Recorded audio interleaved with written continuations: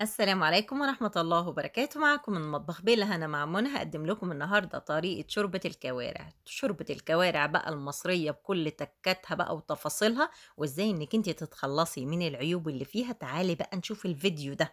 يعني في حبة تكات لو مشيتي عليها تاكلي احلى كوارع. شايفين؟ تجنن كوارع بتتكلم عن نفسها. تعالوا بقى نشوف المقادير بتاعتنا والطريقة. هنا معايا بقى المرحلة الأولى اللي هي الحلة اللي من غير غطا دي، أنا سايباها كده مكشوفة عشان برضو تبقى مميزة في الفيديو. حلة من غير غطا دي للمرحلة الأولى، أما الحلة دي اللي هي الأساسية اللي أنا هسلق فيها الكوارع بعد كده، سايباها على النار هادية علشان تغلب راحتها لحد ما نخلص المرحلة الأولى. ندخل بقى على التقيل اللي معانا بقى والكوارع بقى. الكوارع طبعا بتروحي للجزار بتختاري الرجول الاماميه، بتبقى شويه مربربه عن اللي ورا بتبقى ناشفه شويه. لو انت بتحبي الحاجه دسمه زياده عن اللازم بتختاري الاماميه، اما بتحبيها يعني كويسه ناشفه شويه بتختاري الخلفيه. براحتك بقى، عايزه تجيبي دي ماشي، عايزه تجيبي دي ماشي. بتجيبي بقى الكوارع، انا ما بجيبهاش متشيطه، وبقلب الجلد اللي من جوه دوت وبنضف الشعر اللي لازق فيها. طبعا انا بنضف الكوارع بمكنه الحلاقه، مكنه حلاقه نظيفه بتجيبيها من الصيدلية أو من أي محل وبتستخدميها تنضفي بيها الشعر الرفيع ده علشان تقدري إنك انتي تاكلي لقمة نظيفة. أهم حاجة في الكوارع يا جماعة أو في الحاجات دي عامة يعني النظافة. الحاجة لو نظيفة بجد يعني بتحسي إنك انتي نفسك رايحة ليها. شايفين شكلها تجنن والله. دي مكنة الحلاقة طبعا بفتحها وبستخدمها، وبعد ما بخلصها برميها على طول في الزبالة. تقدري انك انت تستخدمي بقى مكنة الحلاقة او السكينة، عايزة تشيطيها براحتك خالص. انا بحبها تبقى لونها ابيض وصافي كده والشوربة بتاعتها تكون فاتحة. اللي عايزة الشوربة تكون غامقة والكوارع تكون لونها يعني فيها صدمة كده، تقدري انك انت تديها صدمة قبل ما تعملي المرحلة دي. تديها صدمة على النار الاول وتحمري الجلد بتاعها، وبعد كده تعملي المرحلتين دول. باسيبها هنا في المرحلة دي حوالي 5 دقايق. لو النار عندك هادية أو واطية أوي زيادة عن اللازم بتحطيها 10 دقايق. الكوارع بتاخد وقت جامد يا جماعة في التسوية. حطيت 5 حبات من القرنفل وهسيبهم بقى يغلوا مع بعض كده زي ما اتفقنا 5 دقايق 7 دقايق، تطلع الريم ده كله بدل ما يطلع في الشوربة بتاعتنا. كده خلاص هي خلصت. هاخدها اصفيها في الحوض وهنزل عليها مية سخنة قطعة قطعة لحد ما انضفها كلها، اضمن ان هي ما فيهاش اي ريم. هنا معايا بقى التوابل بتاعتي اللي انا هستخدمها: ورق اللورا، تمام، ومعايا هنا فلفل اسمر حصى، معايا هنا 3 حبايات من القرنفل مش اكتر، ومعايا هنا طبعا الحبهان اللي هو الحصى، ومعلقه كبيره من السكر عشان تساعدني على التسويه، وحبايه مستكه كبيره، ومعايا هنا نص معلقه من الفلفل الاسمر الناعم. هنزلهم بقى على الميه بتاعتنا.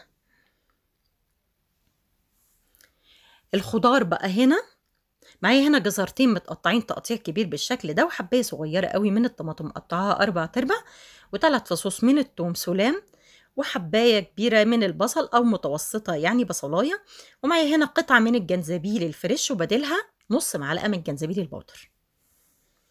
برضو هحطهم في الميه.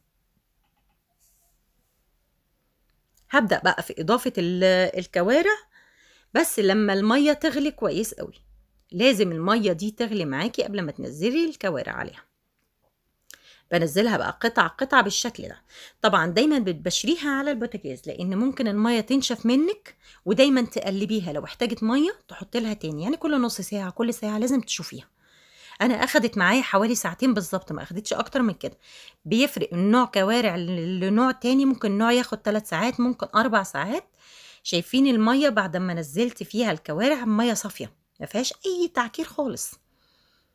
هغطيها بقى واسيبها بقى بالشكل ده زي ما اتفقنا لحد ما تستوي، وكل شويه افتح عليها واشوفها. هنا بعد ما دخلت اهي على نص سوا، شايفين شكلها، وطبعا بزود الميه شويه لو قليله فيها. هغطيها واسيبها لما تكمل برضو تسويه. هنا خلاص الكوارع بتاعتنا استوت، وبقي عليها حوالي 10 دقايق او ربع ساعه. ضفت الملح علشان بس يطعمها في الاخر خالص، ما بنزلش الملح في الاول عشان يسرع معايا التسويه وعشان الطعم يبقى احلى. بكده اكون خلصت بقى طبق الشوربه بتاعنا بقى، او بولة الشوربه يعني خطيره بجد. يعني شايفين، تقولي بقى شوربه فراخ، تقولي شوربه لحمه، يعني مش بتاعت كوارع خالص. خطيره بجد، طعمها حكايه والله، خطيره خطيره. تعالوا بقى نجمع الكام معلومه كده اللي احنا قلناهم في نص الفيديو وفي اول الفيديو عشان تبقي عارفه التركات والتكات بتاعتنا ايه. بتستخدمي مكنة الحلاقة في تنظيف الشعر اللي من بره، الشعر اللي بيكون لازق في الجلد من جوه بتشيليه بالسكينة. لو الرجول متشيطة وانت بتفضليها مشيطة بتجيبيها متشيطة يعني بتمسكيها بس كده تمشي عليها السكينة يعني عشان بس تشيلي الاحمرار اللي في الجلد بتاعها، وتنضفيها تحت المية كويس قوي. الحتة بس اللي بيكون فيها شعر كتير بارز بتعدي عليها مكنة الحلاقة وبتنضفيها بيها.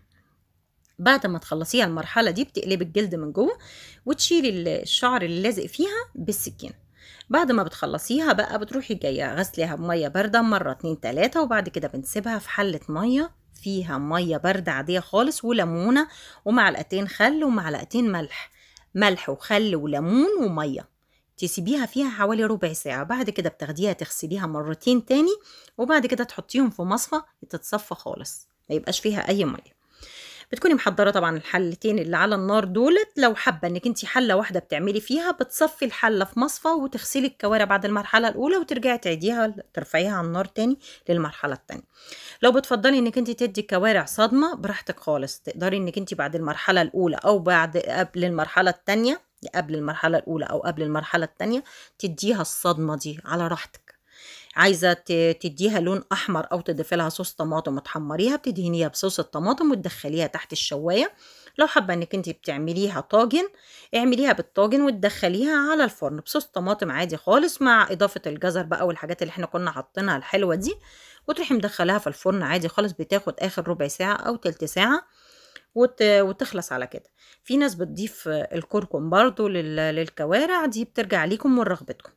دي طريقتي النهارده في التقديم، يا رب تكون عجبتكم. لو عجبتكم ما تنسوش الاشتراك وتفعيل الجرس وكمان اللايكات. اتمنى ان كنتوا تتابعوني كمان على الفيسبوك البيج بتاعي باسم بالهنا مع منى. والسلام عليكم ورحمة الله وبركاته، مع تحياتي منى النحال.